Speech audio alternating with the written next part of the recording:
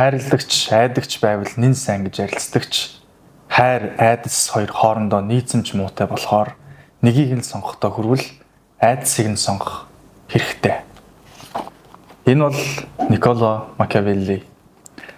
За Никколо Макиавеллигийн Хунтай чимээх номыг дарангуулагчдын дуртай ном, эсвэл чөтгөрийн хуруу хүрсэн ном гэж нэрлэдэг.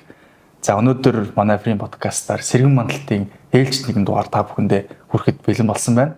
За ингээд студид манай өсөх хоёр маань хүрэлцэн ирсэн байна. Өдрийн мэнд. За бид бүхнийг соён гэгэрүүлээч. Соён гэгэрүүлэх гэдэг нь үү? Уруудах гэдэг нь үү гэдэг бас нэг асуудал гарч ирнэ л дээ энэ бүтэлийн тухай ярихад. За Никколо Макиавелли бол сэргэн мандалтын үеийн сувц сэтгэгчдийн нэг. Түүний нэр бол Пико делла Mirandola Пажио зэрэг одоо мундаг сэтгэгч нартай энэ зэрэгцэж явдаг. За тэр дундаа улс төрийн философийн сэтгэлгээний хүрээнд бол цоошин барууны улс төрийн философийн сэтгэлгээний хүрээнд бол цоошин урсгалыг нээсэн гэхэд илүү хэрэггүй одоо ийм чухал хүний талаар өнөөдөр ярих гэж байна. За ерөнхийдөө бол энэ хүний товч намтрыг нь яриадах юм. За энэ хүн бол Флоренц хотод төрж өссөн. Флоренцийн хунган иргэн. За аав ээжийнхэн хувьд бол одоо язгууртан гаралтай. Гэлээ гэхдээ бол одоо чиний хөрөнгө чиний муутай. Гэхдээ харилцаа холбоо сайтай. Одоо нийгмийн капитал сайтай хэрнээ яг бодит капитал муутай. Тийм айл өрхөд бол өсөж торинсон. За энэ утгаараа Никколо Макиавеллигийн хувьд бол асар өндөр боловсролыг бол эзэмшсэн байдаг. За аавын хачаар латин хэлийг сурсан. За тэр дундаа бол Ромын түүхийг асар ихээр судалдаг. Ромыг бол одоо шүтэн биширдэг. Ромыг эзэнт гүрэн яагаад мөх болсон? Ромын эзэнт гүрэн яагаад амжилттай байсан? Ромын эзэнт гүрэн ер нь юу хүндрэлтийн барууны соёлд ер нь ямар ач холбогдолтой байсан хэсэг талаар бол зүйл бүрийн зүйлийг судалдаг. За үүнийхээ ард дээрээс бол одоо Флоренцийн түүхийг судалдаг. За тэр дундаа бол түүний бас нэг хит хитэн мундаг бүтээлүүд билдэ. Зөвхөн хунтайжаас гадна юу гэж байдаг. Одоо civil militia буюу одоо иргэний цэргийн тухай ном өгүүлэл бичсэн байдаг. За үүний ард дээрээс бол Флоренцчүүдийн түүх гэж одоо Флоренц хотод амьдардаг иргэдийн одоо Флоренц хотын үүсэл гарвал юу байв? Ямар хотоос үүсв? Яагаад нэр нь ямар учиртай одоо жишээлбэл Френзи гэдэг газраас гаралтай. Френзи гэдэг цэцгэлэн дэлгэрэх буюу тэр нь Италид руу орчуулангууд Флоренц болдог гэдэг ч юм одоо ингээд үүсэл гарвалыг нь тайлбарлсан бүтээлүүдийг бичсэн өөр бол түүхч хүн байсан. За ард дээрээс нь бол одоо философч болж хувирсан байна. За улс төрийн карьерийн хувьд авч үзэх юм бол нэн залуудаа 28 наснда одоо гадаад цэргийн яамны одоо сайд болсон. За энэ бол манайхаар бол нэг гадаад цэргийн яамны сайд, цэргийн жанжин штабын дарга шахуу тийм хүн болчлоо гэсэн үг л дээ. 28 наснда. За яг хэрхэн энэ пост энэ байр суурин дээр ирсэн бэ хэсэг нь бол одоо эргэлзээтэй. Ягаад гэвэл 28 настай. За тэгээ аав нь чиний мөнгө буутай доод төвчний язгууртны хүү хэрхэн одоо 28 наснда сайдын төвшөнд ажил төрөл эргэлдэг байсан бэ гэдэг бол өдөн хүртэл нууц хിവэр байгаа. Хачиргал төрүүлдэг. Магадгүй ном дээр гардаг арга техникүүдийг өөр ашигласан байхыг бол үгүйсэх ярахгүй. Гэхдээ энүүд бол номоо бичээгүй байсан.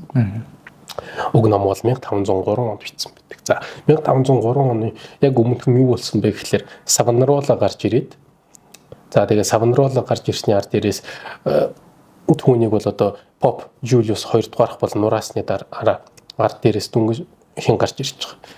Лоренцогийн Медичигийн удмынхан дахин гарч ирээд хэнийг бол Никколо Макиавеллиг бол цөллөгт гаргасан байдаг. Цөллөгт гаргах өмнө шоронд тойроод янчиж шийтгсэн, зовоосон, тарчлаасан. Тэгээд цөллөгт гараад Флоренц хотоос жоохон зайдуу газар эрхтэлдэг одоо хар ажилчин болгож түүнийг хувиргасан одоо фермерлэл болгоцсон байгаа юм л да. Түүний бол өөрийн гэсэн усан үзмний мод идэр тарьдаг одоо тийм тариачин болж хувирсан байна.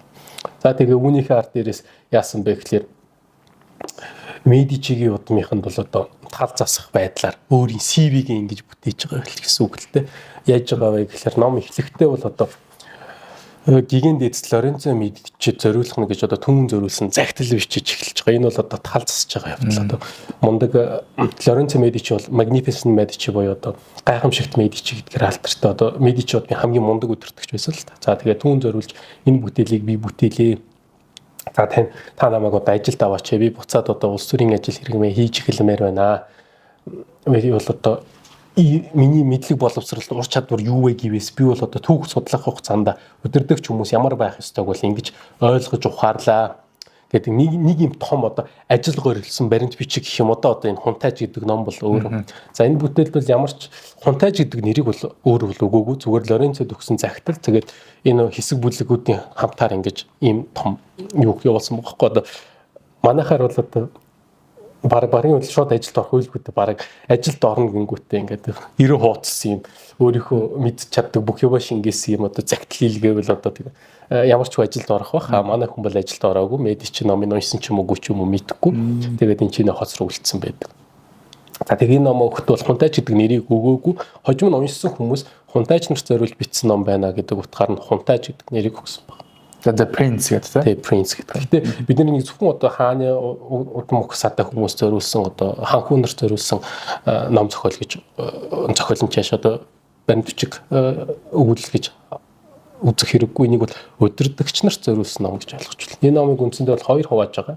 Эхнийх нь бол хэрхэн одоо улс орныг өөрийн болгож авах вэ? Хоёр дахь нь улс орныг өөрийн болгож авсныхаа ард дээрээс хэрхэн эрх мэдлээ хадгалж авч болтгоо гэдэг талаар гарч ирж байгаа. Өөрөөр хэлбэл энэ бол эхлээд ийм замаар улс орныг өөрийн болгож болно. Үүний ард дээрээс бол ийм замаар энэ олсон эрх мэдлээ хадгалж болно гэдэг ийм үндсэн санааг үл дэвшүүлж гарч ирж байгаа. За тэгээ түүний хувьд бол энэхүү номоо биччихэд явуулаад амжилтгүй болсон. За тэгээ хожим нь бол юу яасан бэ гэхээр жүжигний зохиол бичиж эхэлсэн байдаг манай.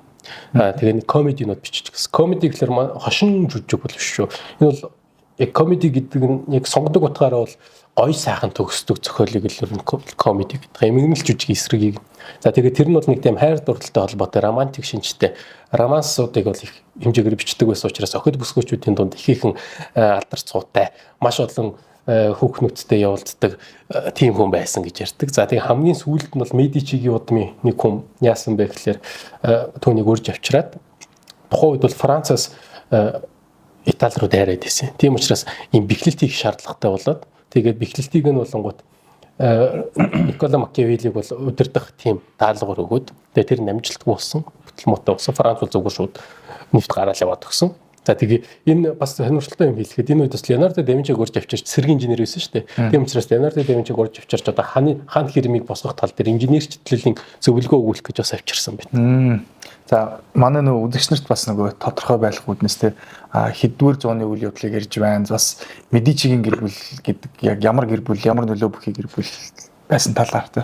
Энэ бол бас сэргэн мандалт үе гэдэг утгаараа яг дээд сэргэн мандалт үеийн л хүн болж таарч 1500 оны ихэнх үе. Буюу 16 дугаар зууны их үе, 15 дугаар зууны сүүлч үеийн хүн болж таарч байгаа. За Медичигийн гэр бүлийн тухай бол дэлгэрэнгүй хамгийн ихний сэрэг мандалтынхаа дугаар дээр ярьсан шиг санаж байна. Тэгээд Медичи бол одоо тухайн хамгийн нөлөө бүхий айл ус. За тэгээд Медичигийнхнаас болж бас энэ хүний номыг одоо хорьсон.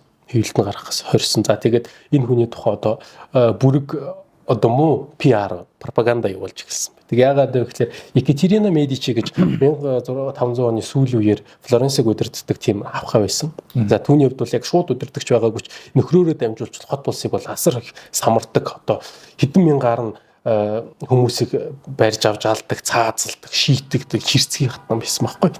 Тэнгүүд яасан бэ гэхээр үүнийг нь сонссон Английн ноёдууд за тэр тундаа нэг зохиолч Анти Макиавелли гэдэг бүтээлийг гаргасан байхгүй. За тэрэн дээр Макиавеллигийн эсрэг Анти Макиавелли гэдэг бүтээлийг гаргасан. За тэгээ энэ хүрээндээ энэ Екатерина Медичигийн хийж байгаа хорон үйлдэл болгоно бол энэ Никколо Макиавеллигийн Хунтайж гэдэг номыг уншсанаас болж энэ авхаа бол одоо ингэж хэрцгий болсон.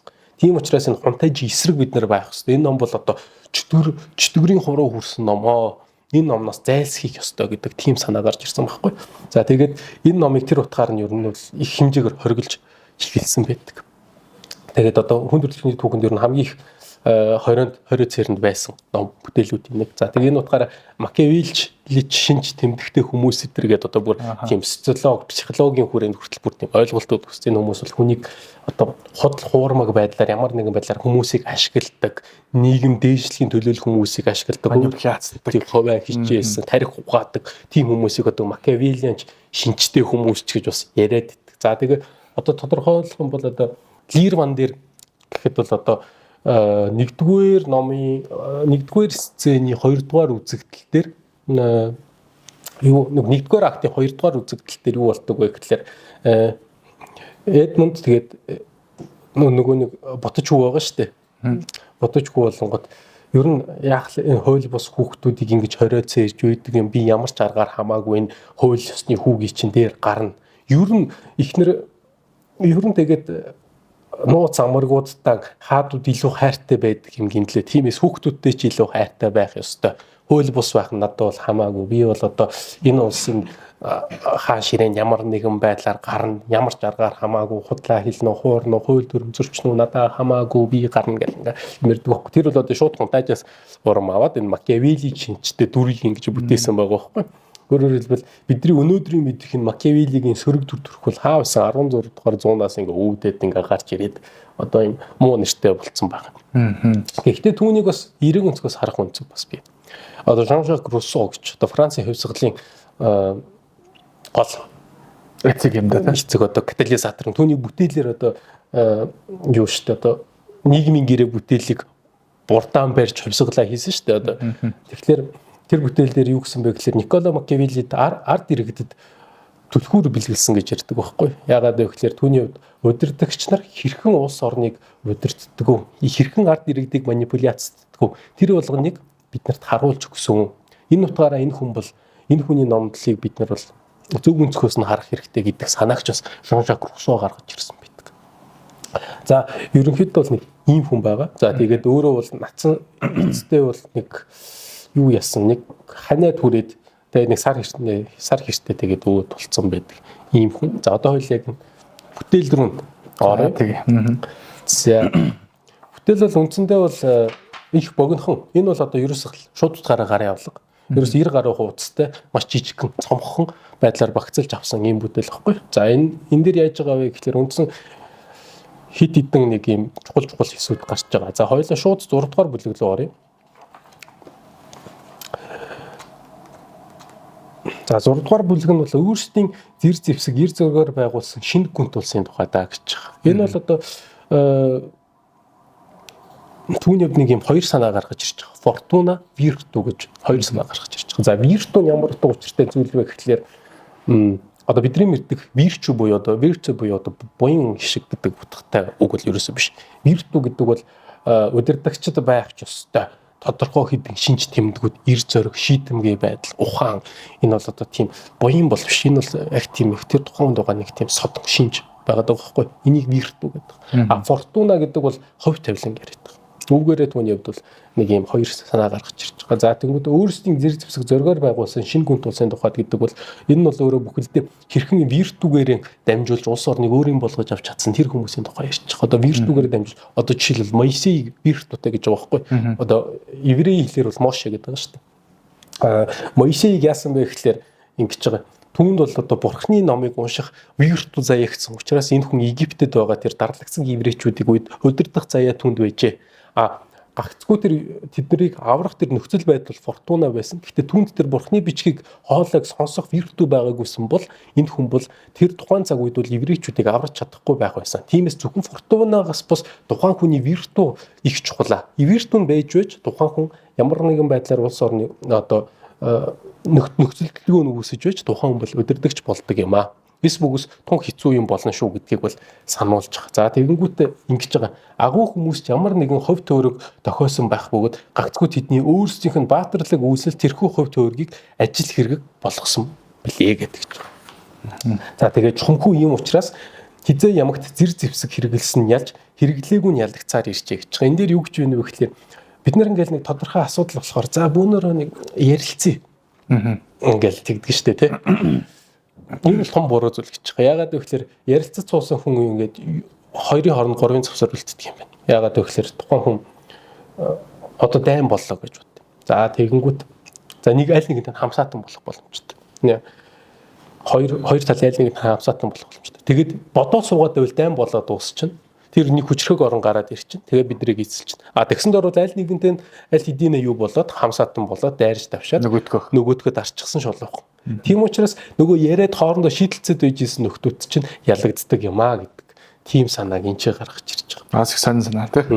За тэгээ хаан болж төр барихад түүнд ердөө хаан тулсал дутаж байв гэдэг бас нэг ишлэл байна. Энэ болонгод нөгөө вирту байгаа хүн бол одоо ер нь хизээч яг боломж нь олцвол хизээч хаан болоход бол бэлэн шүү гэдэг. Тэгээ энэ утгаараа бид нар юг ойлгох хэрэгтэй вэ гэхээр энэ номыг уншууг үйл бид нар мундаг удирдагч нар бол болохгүй. Мундаг удирдагч энэ номыг уншвал илүү мундаг удирдагч болох тавилантай гэдгийг л энэ хүн бол одоо эн чи яриад байгаа. За тэгээд үргэлжлүүлээ явах юм бол 7 дугаар бүлэг рүү оръё. За 7 дугаар бүлэг дээр бусдын зэвсгийг хүчээр юм фортунагийн ирэхээр би болсон шинтгэн тулсуудын тухайд гэж байгаа. Хэрвээ өмнөх нь өөрийн хүч чадлаар улс орныг бүтээсэн бол эн чинь бол одоо тавилангийн эрх нь буюу эцэг их нь улс орн биелгэлсэн байдаг ч юм уу, эцэг ихээс өвлж авсан байдаг ч юм уу, аль эсвэл одоо цэргийн хувьсгал хийж улс орныг өөрийн болгож авсан байдаг ч юм уу. Энэ улс орны тухайд гэж байгаа. Энэ ийм төрлийн улс орныг ер нь бол өөрийн болгож хадгалж авч үзэхэд том бэрх. Яагаад вэ гэхээр тухайн улс орн руу эрх танхил ханху голцоо бол одоо аавынхаа хийж явж байсныг үргэлжлүүлэхгүй л бол ер нь бол улс орныг бүтлгүй авч явдаг. Гэхдээ угаасаа ер нь хааны хүүхдүүд эрх танхил байдаг учраас вирту муутай төрдөг. Тийм учраас тэдний хувьд бол одоо улс орныг авч явахд таарах хүн байдаг. Цэргийн хувьсгал хийсэн хүмүүс бол үргэлж хүчээр ямиг авсан учраас ард иргэд үргэлж тэдэнд дургүй байдаг. Нөгөө талаас тэдний өдөөс цэргийн хувьсгал хийхийг үгүйсгэх аргагүй. Хүчээр асуудлыг шийдсэн хүмүүст ер нь бол үргэлж зовлон тохиодог. Тийм учраас иймд байдлаар аз завшаанаар улс орныг өөрсдийн болгосон хүмүүс бол үргэлжил улс орныг бол дордуулж үргэлж доош нь чирч явдаг юм аа гэдэг тийм санааг бол гаргаж ирж байгаа юм л та. Одоо жишээлбэл төрөлхийн баатарлаг гавьяа зүтгэлтэй ухаан зориг төгс тиймэлхэн төрийн жолоог амжилттай удирдах чадна гэж байгаа. Тийм учраас та одоо нэг мундаг учраас одоо зүгээр л одоо гинт нэг азар удирдахч боллоо та тэр тухайн улсыг бол удирдах 30 удаан авч явж чадахгүй. Танд бол одоо авиас одоо зориг чадвар бол танд байх ёстой гэдэг санааг бол түүний хувьд бол ингэж тогтмол дэвшүүлдэг. Тэгээд байлдан дагуулаас өмнө Романиад харьяат иргэдээ санаа тавихаас илүүтэй тэднийхээ хамаг байдгийг хуухамж ивэн найртай байлгахын оронд хэрүүл тэмцэл өдөн хатгаж байдаг өөдгүү нэгэн захирагчдыг эрх мэдэлд байжээ гэж байна. За тэгээд энэ Романигийн захирагчдыг бол одоо иргэд нь хөөж явуулаад тэгээд шинэ хааныг томилж авсан байдаг байхгүй. Хуучин хааныхаа бүр холын хамаатныг олж авчираад тэгж тавьсан байдаг. Жишээ мишээ ингэж татаж авчиж байгаа. Энэ хүн бол ерөөсөө түүхэн бүх жишээнүүдийг барьж аваад ийм кейсүүд байна. Бид нэр ийм шийдлүүдийг ярих ийм шийдлүүд байна. Эдгээр ийм зүйлсийг хийсэн байна. Та нар ч гэсэн ингэж болно шүү гэдгийг л одоо энэ хүү яриад байгаа. Энэ утгаараа түүний хувьд бол шинэ юмыг бол ерөөсөө зохиогоогүй гэсэн үг. За одоо жишээлбэл Платоноос шууд ярил л та. Яагаад вэ гэхээр Платоны 1-р бүлэг дээр Фаризимах, Сократ хоёрын дунд мэтгэлцэн болт. За тэр мэтгэлцэн дээр яадаг вэ гэхээр ингэдэг байхгүй зааж уншаад. Тэрэн дээр юу болдог вэ гэхээр хончин хонь хоёрын талаар ярьдаг. Энэ хоёрын харилцаа холбооны талаар. За Фаризимах юу гэсэн бэ гэхээр ер нь бол удирдагч нар бол одоо хонь хариулж байгаа хончинтой л төстэй. Тэр хүн бол өөрийнхөө хүсэл сонирхол өөрөө хувцастай болохын тулд өөрөө хоол идэхийн тулд өөрийнхөө хүссэн юм өөрийн болгохын тулд энэ хүн бол хонь хариулж явдаг. Тийм учраас энэ хүний шудраг гэж бодсон зүйл хоньнууд шудраг зүйл. Энэ хүний зөв гэж бодсон зүйл хоньнууд зөв зүйл. Тийм учраас удирдагч нар бол шудраг байх шаардлагагүй. Зүгээр хүссэн юм хийдэг л багт болно гэдэг санаа энэ чи явж байгаа. Энэ хунтайч дээр ч бас явж байгаа. Фаризимах бол энэ санааг ярьдаг байхгүй. Тэгсэн үүнийх нар дээрээс яг Платон бол их гоё хариу билж, Сократ бол их гоё хариу явж байгаа. Тэгэнгүүт ингэ асууж байгаа байхгүй. Шүдний эмч юу яах гэж хүний шүдийг эмчилдэг юм. Залуурч нь яах гэж жолоог залуурцдаг юм бусад хүмүүсийн төлөө. Хончин яах гэж хонь хариулдаг юм өөрийнхөө төлөө. Энэ хүн нэг дуртайдаа хонь хариулаад байгаа юм бол биш. Одоо эмч бол нэг дуртайдаа хүний өвчнөг идгээгээд байгаа ч биш. Энэ хүн заавал хариуд нэг юм өгдөг байх хэрэгтэй. Тийм ч утгаараа улс орныг удирдах яваа хүн гэдэг бол шудраг байхаас өөр арга байхгүй. Яагаад вэ гэхээр шудраг байна гэдэг нь юу гэсэн үг вэ?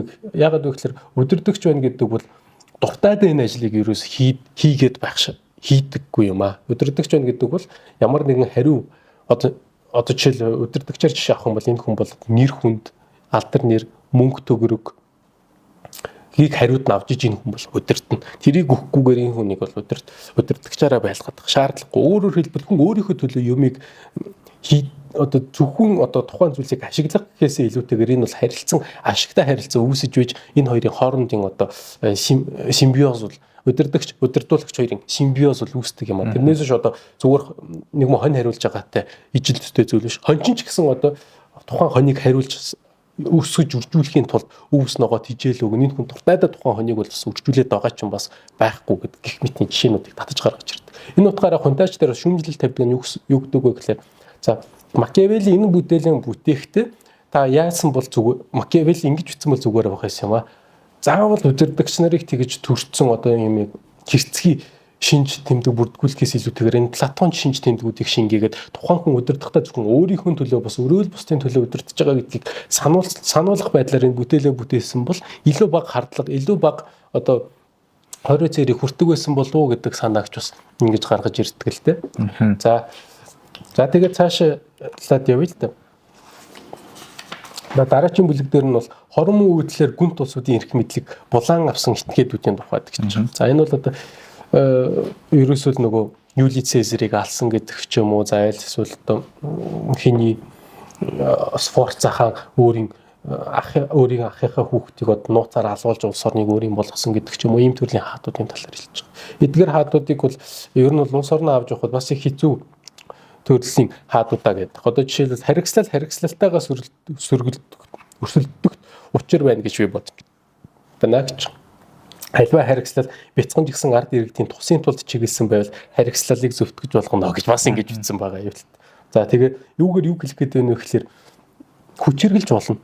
Гэхдээ зөв нөхцөлтэй хүчиргэл. Эсбүгөөс та бол үдэн ядагдана гэдэг санаа гаргаж ирж. Үдэн ядагдчих ерөөсөө болохгүй. Та бол айлгаж болно. Гэхдээ үдэн ядагдчих бас болохгүй гэдэг.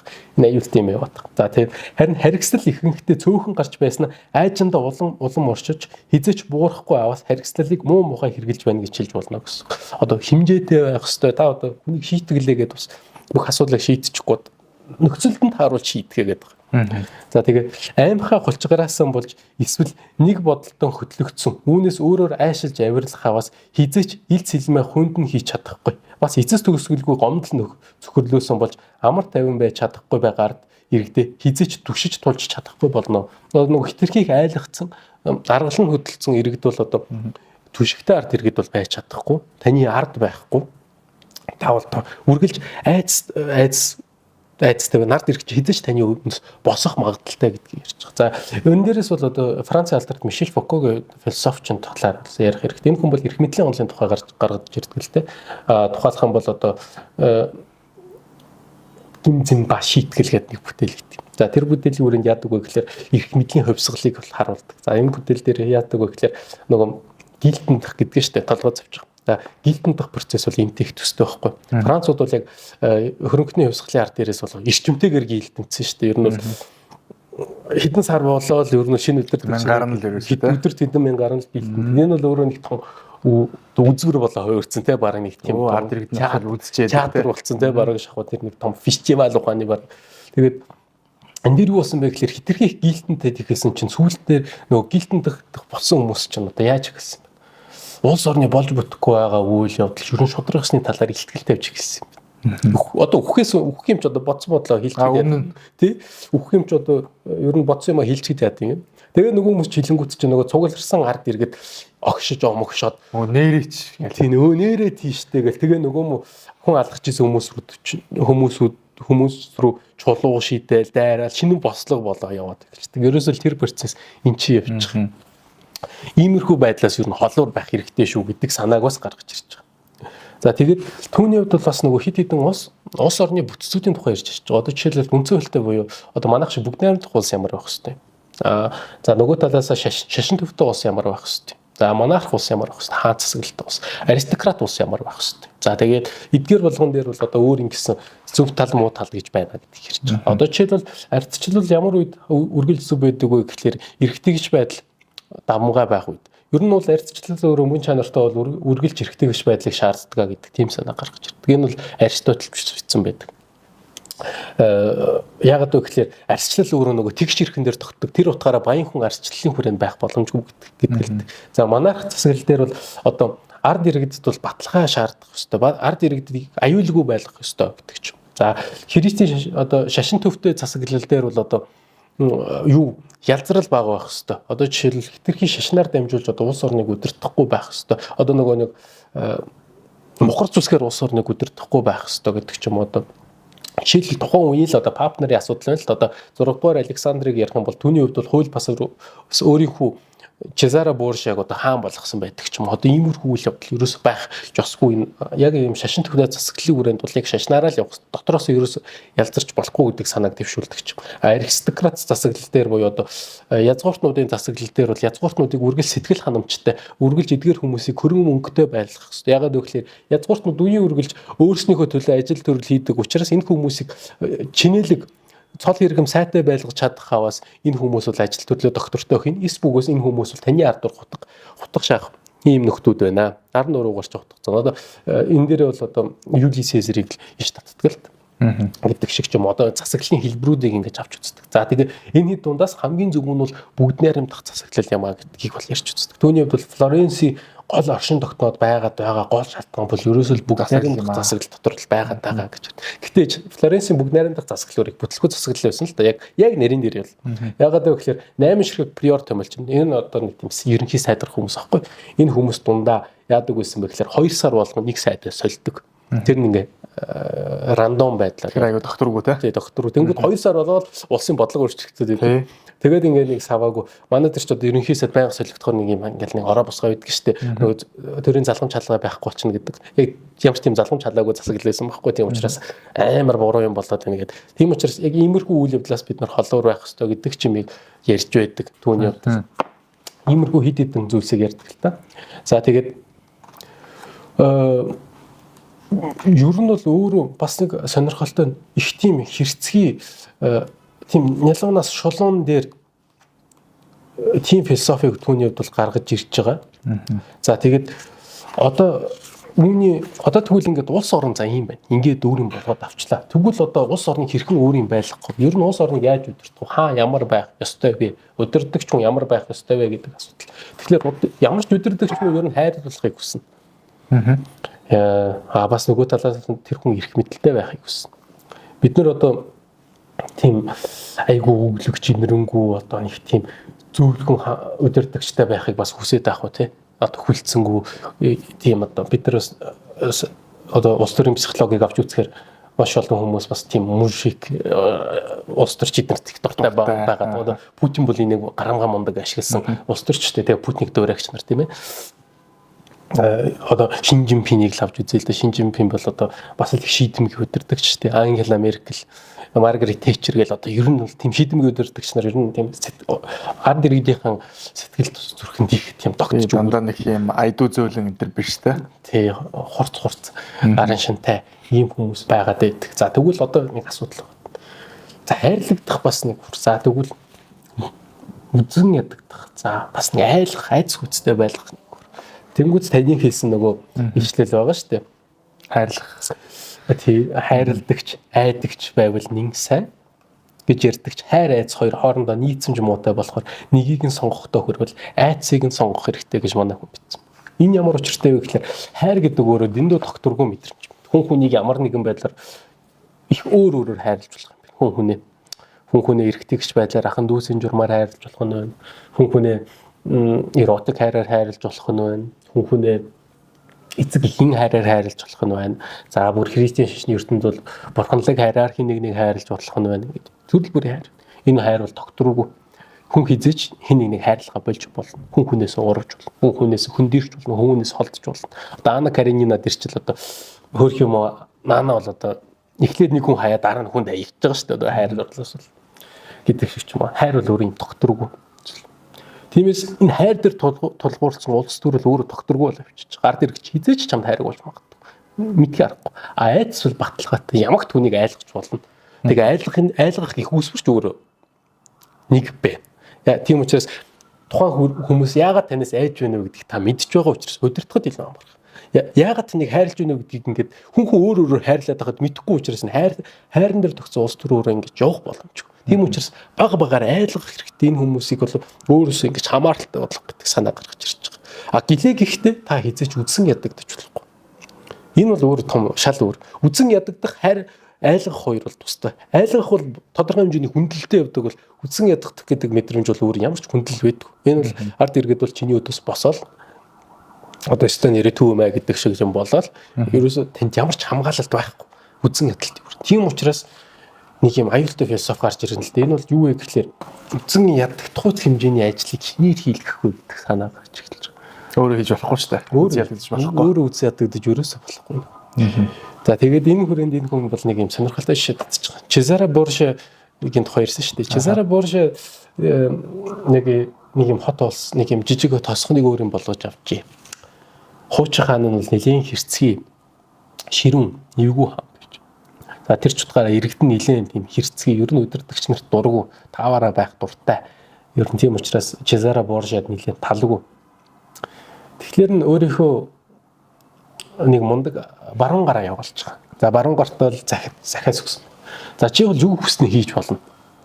Найрагтай алн уу, байна уу, хятад уу, тон уу, шийтэг нь юу ч хийж болно.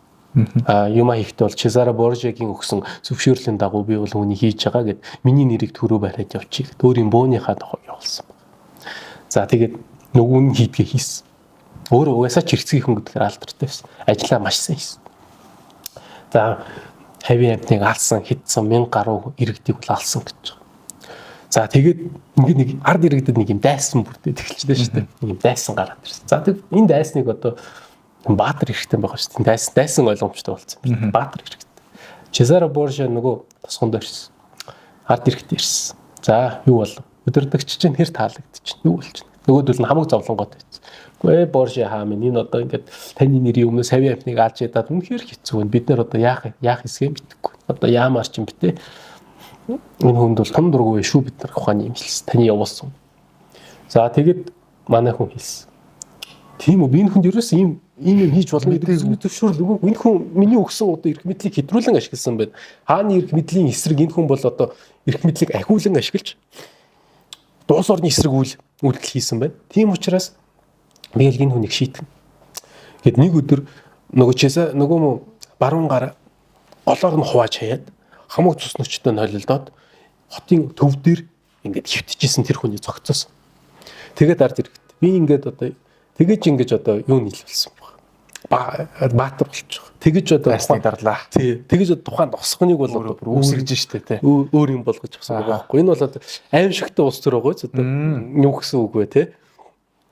Муу юм өөр хүнээр хийлгүүлээд сайн ямиг нь өөрөө ичиж байгаа байхгүй. Тэрийг бол Макавелли зөвтгөж байгаа юм. Зөвтгөж байгаа.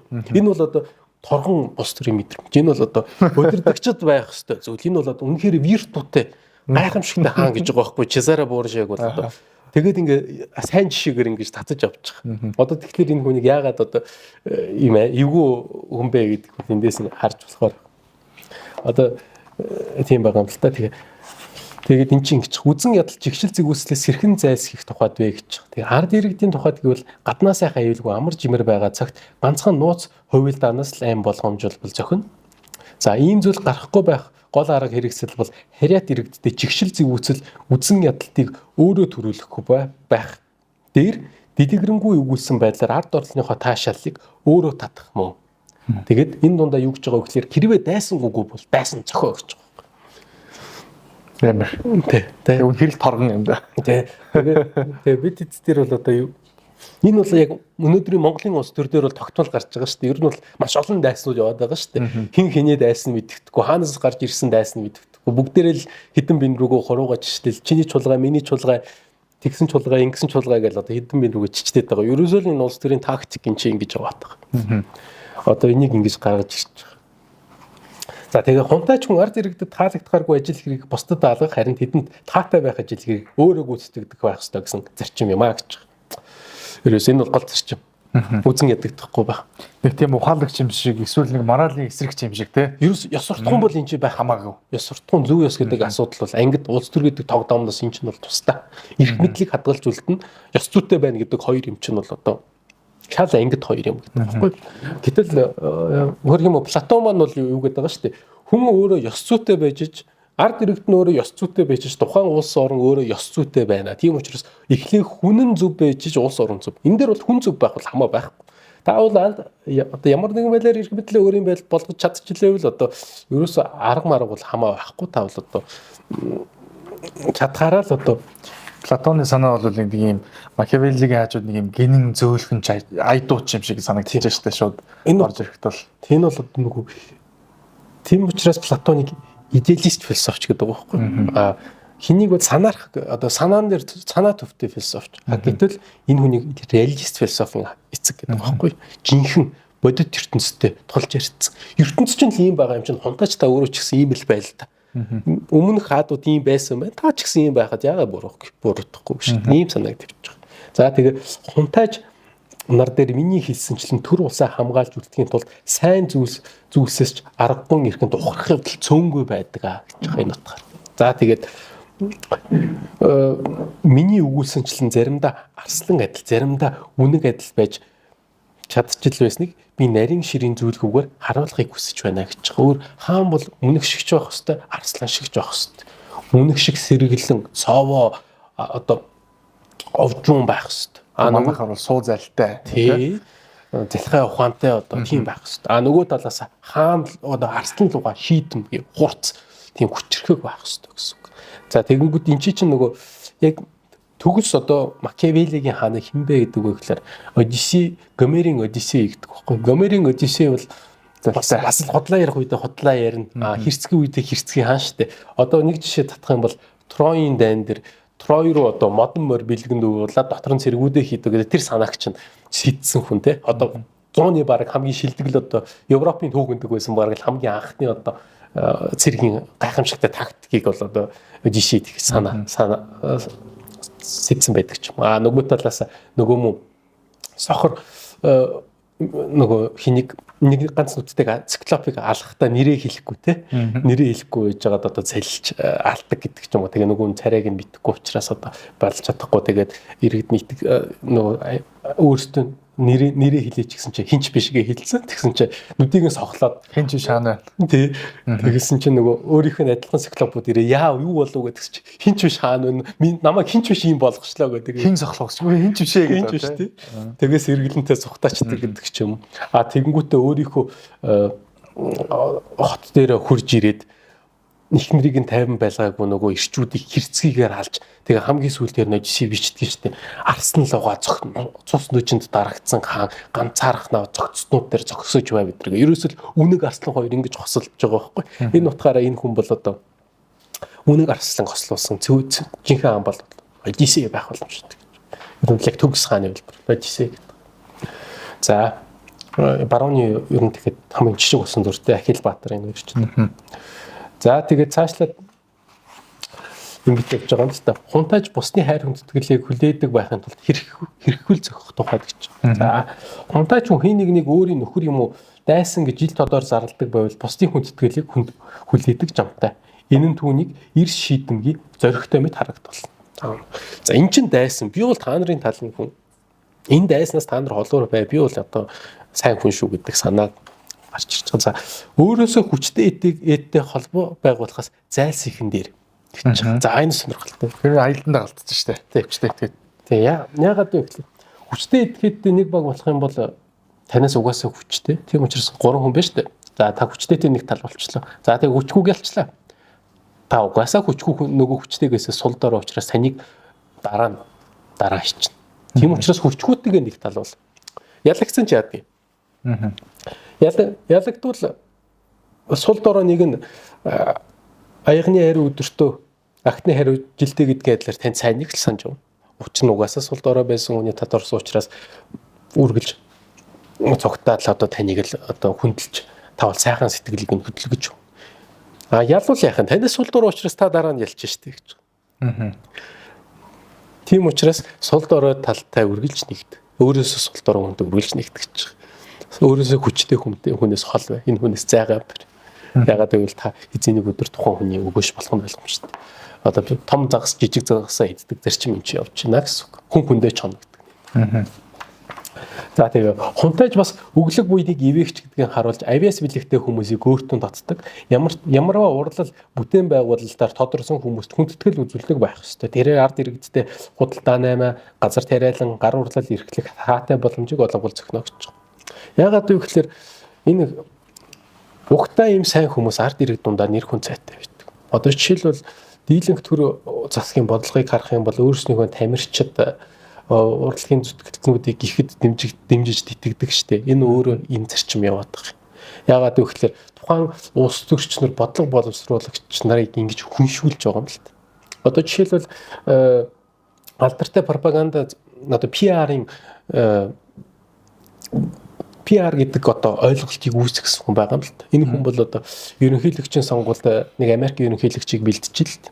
Тэгэхдээ бол ямар арга техникийг ашигласан бэ гэхээр тухайн нэр дэвшижсэн хүн бол одоо эхнэр ер нь тийм дандаа тийм чухал юм ярьж байдаг. Одоо манайхны онгой үед гэжтэй нэг дарга айл руу очиод хүүхэд байлсан чинь энэ хүүхэд чухам ямар хэрэгээр үйлнэ вэ гэж асуусан бэ гэдэгтэй адилхан. Их тийм хүнээс хол тийм дарагчсан хүн байж. Энэ хүнийг хэрхэн одоо сонгуульд амжилттай ажиллах вэ гэдэг санаас идэж. Азар өмнөх ерөнхийлөгч нь өөд болчихсон байсан учраас цагаан ордон зураг авалт эдэр хийх боломж олсон юм. Тэгээд тухайн цаг үеийн хамгийн алдартай жүжигчид тамирчдыг өөртөө цуг суулгаад юм нэвтрүүлэг хийсэн баг. Тэгсэн чил нөгөө улс төрч чинь шал өөр болж харагдаад эхэлж шүү. Яагаад үгсэн чинь нөгөө арт түмний хайртай дуучинтай онгой яраа сууж хүн яарч бас муу хүн биш. Энэ хүн бол ялцчгүй сайн хүн. Тийм учраас энэ хүнийг сонгохоосоор аргагүй байдал ингэж үүсэж байгаа. Төрийн ордон дотор хайртай дуртай дуучидтай, хайртай дуртай спортын тамирчидтай дуулж өөрөд наригдсан ингээд юм яриа явж байгаа хүн ялцчгүй л бидний талын л хүн. Гэдэг тийм санаа гаргачихсан. Энтэй ижил төстэй. Одоо энэ хүний санааг 20 дугаар зуунд ингэж хэрэгжүүлсэн байна.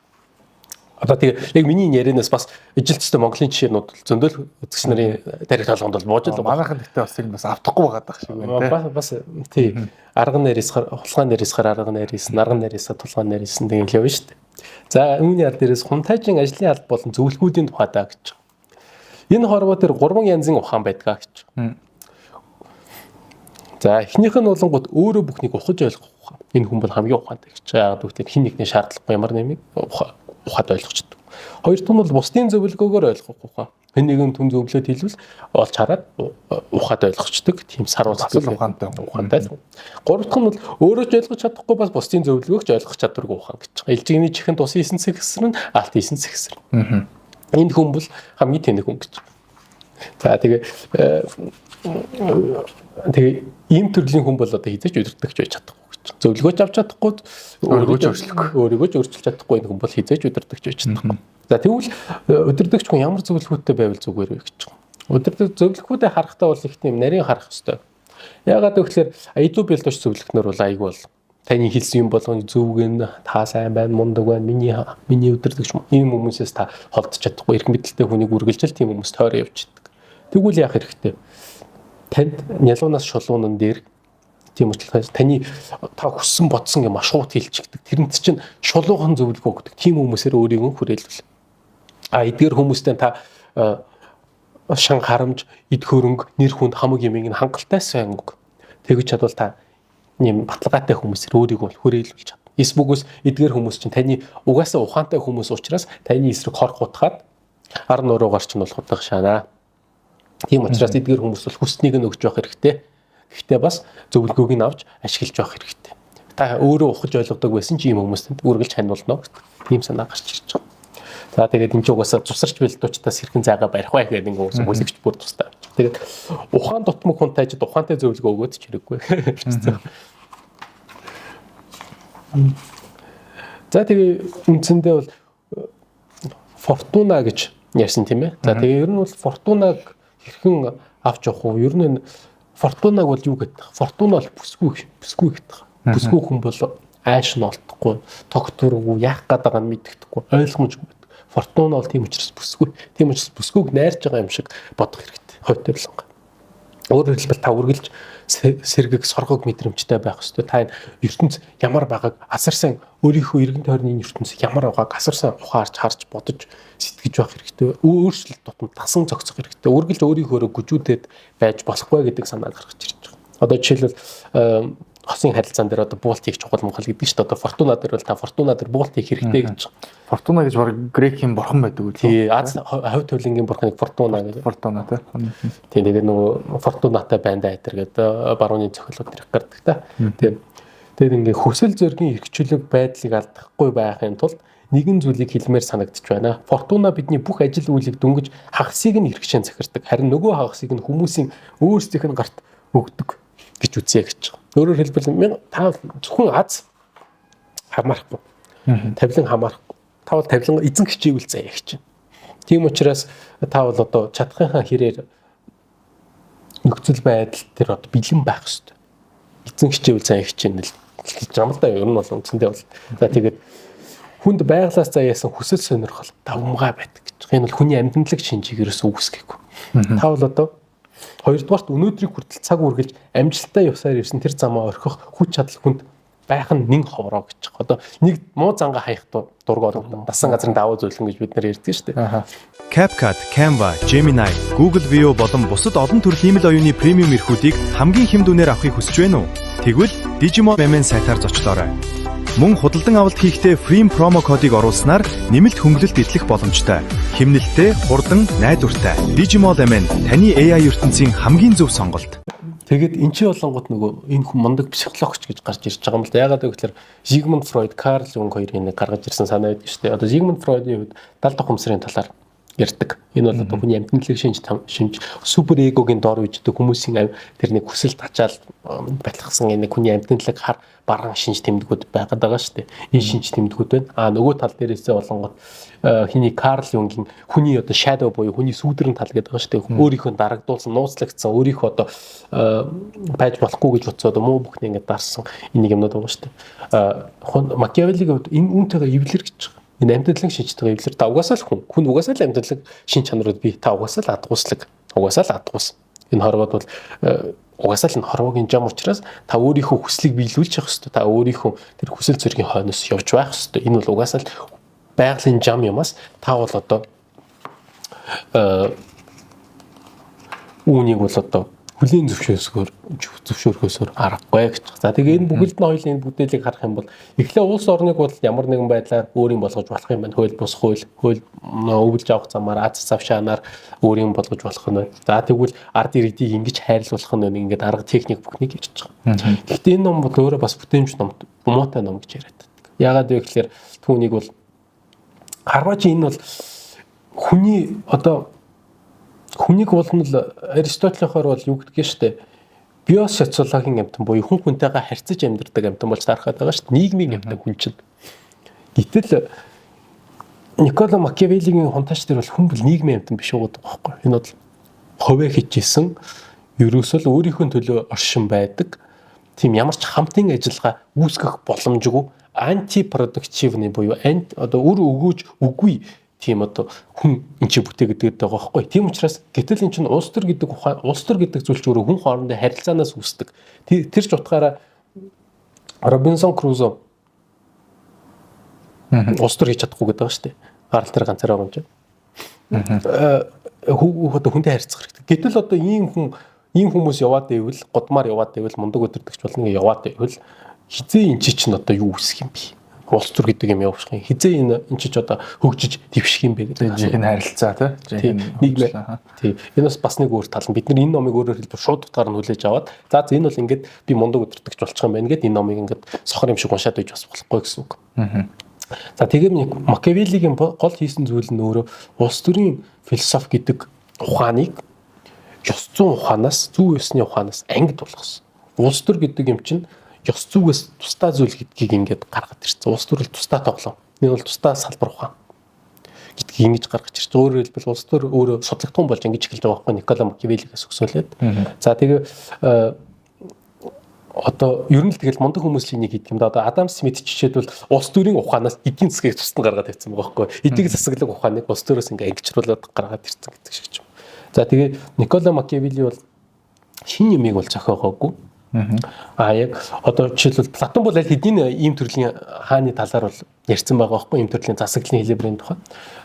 Тиймээс энэ хүн бол өмнө болсон өөрийнх нь өмнө болж явсан бүх түүх кейсүүдийг барьж авч нэг ийм том гарын авлага болгож системжүүлээд хэрхэн өдөртөгч нар улс орн авч явах вэ гэдэг тал дээр одоо ийм цогц бүтээлийг бол ингэж үүсгэж бүтээж чадсан байгаа юм.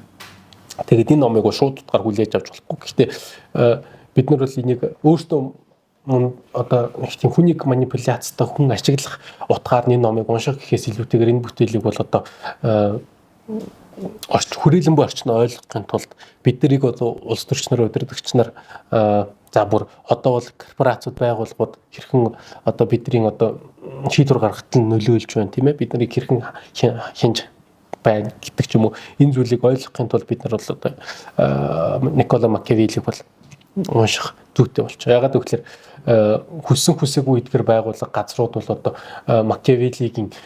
Макиавеллиг уншсаагүй ямар нэгэн байдлаар энийг бол ашиглаж байгаа гэдэг бол саяны жишээнүүдээс манай баг уншсан хүмүүс баг шууд л жишээнүүд толгоонд нь бараг автоматар бууж орж ирээл байгаа байх. Тийм учраас энэ номыг уншсанаар бол одоо маш тийм сэтгэлгээд хэлэх тийм ээ юмыг арай өөр өнцгөөс харах тийм боломж олдох ер нь ёстой. Тэгээд энэ бүтээл бол ер нь хавийн одоо жишээлбэл нэг юм стандартын номнууд байгаа шүү дээ. Амжилтанд хүрэх 10 нууц мод үт юм уу юу гэдэг те амжилттай бизнесмений 10 алхам юу гэдэг топ 10 өөрийгөө өөрчлөх үзэл баримтлал гэдэг юу нэг тийм популярны номууд байдаг шүү дээ бестселлерүүд эдгээр номнуудыг уншиж ирсэн одоо 48 хойл мойл гэл нэг ачаач номууд байдаг шүү дээ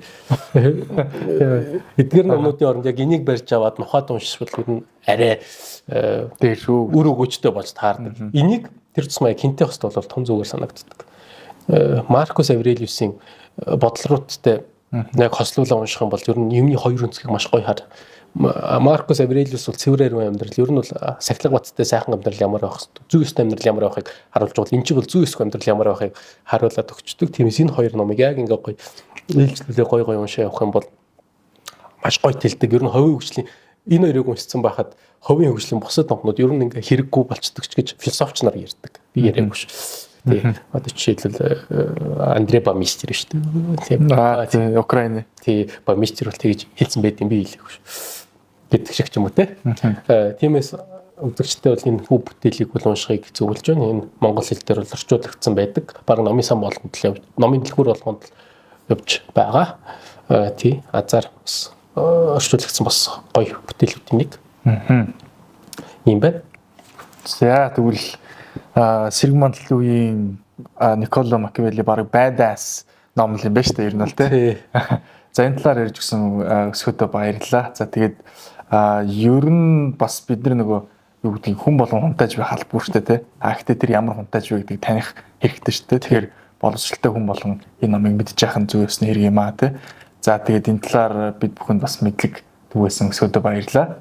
За тэгээд Free подкастын Никколо Макиавеллигийн нэгэн дугаар жаргаж за дараагийн бас соёнгийн гэрлийн Сэрэг Мандлын үеийн дугаартайгаа хамт байгаарай гэж уриалъя. За мөн та бүхэн манай Free подкастыг захиалаад за мөн хонхоод арах юм бол үргэлж ордог видеонууд танд мэдээлэл болж очих болно. За мөн лайк дарж, комент бичиж одоо манай сувгтай нэг дээрээ за ингээд та бүхэндээ дараа уулзтлаа. Түр баяртай.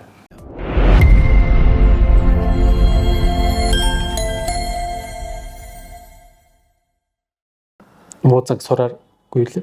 За бэлээ. Арай л мэдэм хийчихлээ. Сурсан юм сураар болж болохгүй гэж.